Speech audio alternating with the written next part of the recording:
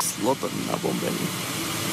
Tak pán, Pane, ale prečo si ma všimáš?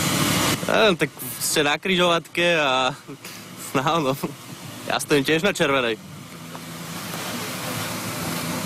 Stojíme na červenej. Však stojíme na červenej. Čo teraz? Však nič. Nič? Nič. Čo robíte z toho problém? Ja nerobím žiadny problém, ja som len vydal.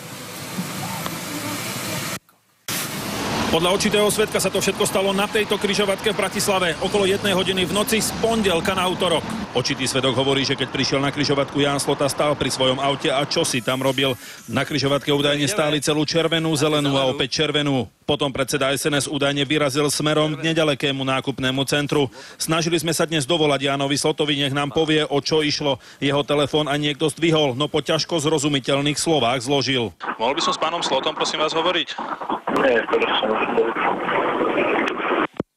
O reakciu sme požiadali aj hovorkyňu SNS. Tá nám povedala, že Ján Slota túto vec komentovať nebude. Vyžiadala si video a toto je jej odpoveď. Nahrávku som si pozrela.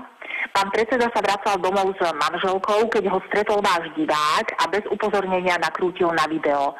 Môžem absolútne vylúčiť, že by sa dal za volant pod vplyvom alkoholu, ako ste mi naznačili v otázke, a to na rozdiel od iných politikov, ktorých za volantom pod vplyvom alkoholu prichytila aj polícia. Ján Slota pred 3 mesiacmi v súvislosti s jazdou pod vplyvom alkoholu povedal. Ja som od svojich 16 rokov šofér. A ešte nikdy som nejazdil pod vplyvom alkoholu. Stojíme na červenej. Však stojíme na červenej. Čo teraz? Však nič. Nič? Nič. Čo robíte z toho problém? Aj pár hodín po tejto udalosti sa k téme doprava vyjadroval na tlačovej besede. Sa zdvíhajú pokuty pomaličky, čo sa deje na cestách. Toto sa mi pripadá jak zlý sen. To je niečo nenormálne. Ktorýkoľvek poslanec môže mať pri priestupkoch problémy, iba ak pri dopravnej nehode zistia u neho alkohol. V každom inom prípade ho chráni imunita. Tomáš Velecký a Michal Hečko, televízia Markíza.